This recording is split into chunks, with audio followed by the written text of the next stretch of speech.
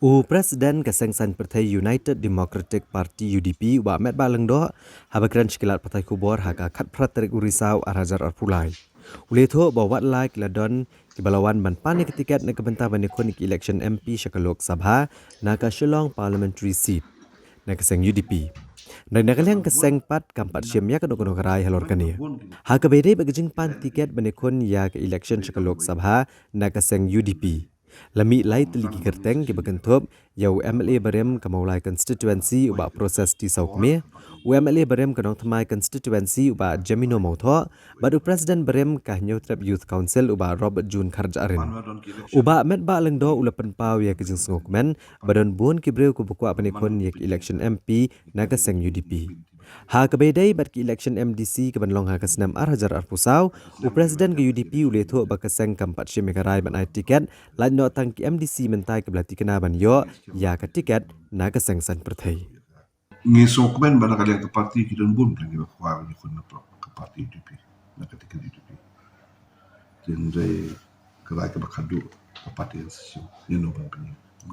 kandidat Kumakalong mentai ba mat bangi bakan ka ki regional party kin pat juyo ban let chete chapo parliament ke jing kemit enti jong phi menta ka kanti manwa don ki election jadi penyeng ki ketong kadon ben kalian jung ke parti man mengi penyeng ka ki kandidat jung ni kemit ti baki dia pois ketong dan de haki senam ki beradab haki election ki beradab nim simara alam yo dari ban pois ketong dan ngi skem ba ka de kanti mementa ngi sutu ya ka real ba ka jeng dawa ka jong ki pai ba ngi skem ba ka de kanti mementa ki pai ka mat sa UDP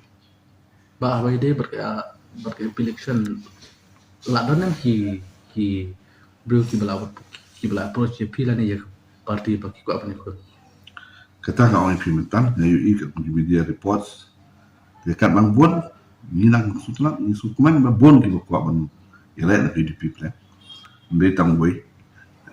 en re como ka on tan bangin sa sim ni kara na bangila boy kita ka por ka bangin tamban sim